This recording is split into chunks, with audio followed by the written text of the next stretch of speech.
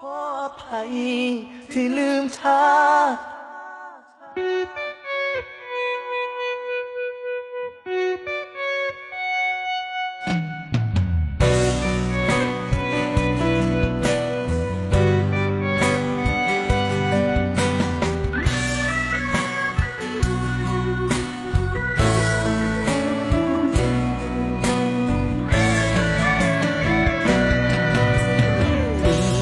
จบไปแล้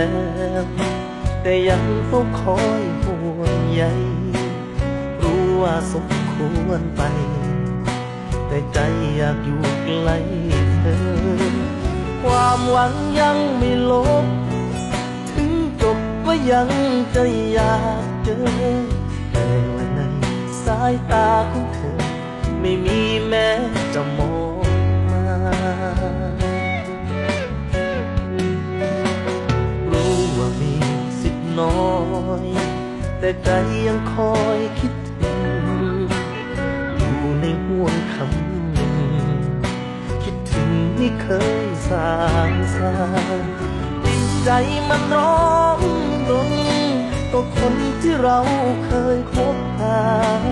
หลับตาลงยังฝันเห็นหน้าเหมือนคนเป็นบ้าทุกทีขออภัยที่ลืมช้าขอเวลาหน่อยได้ไหมให้โอกาสให้ฉันทำใจสักนิดเถอะนะคนดีขออภัยที่ลืมช้าเพราะรักกันมานานปีได้โปรดปราณี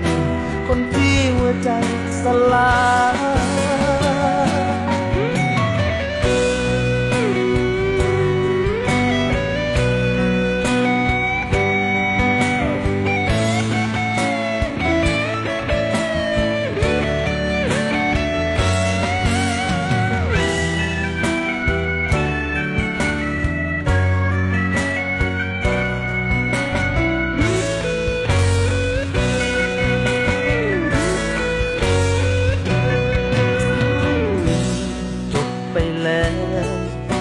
แต่ใจยังคอยถามหา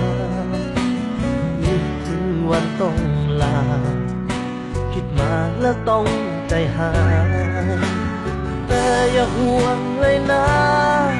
สัญญาไม่ทำให้เหนื่อยใจ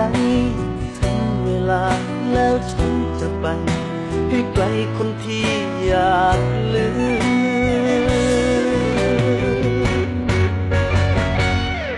ขออภัย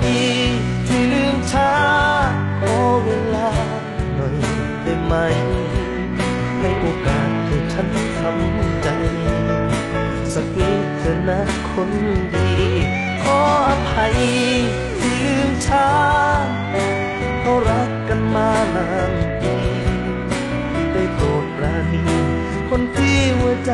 สลายขออภัยช้าขอเวลาหน่อยได้ไหม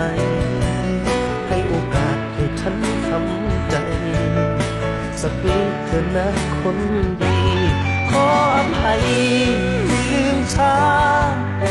เพราะรักกันมานานปีได้โปรดปราณีคนที่หัวใจสลาย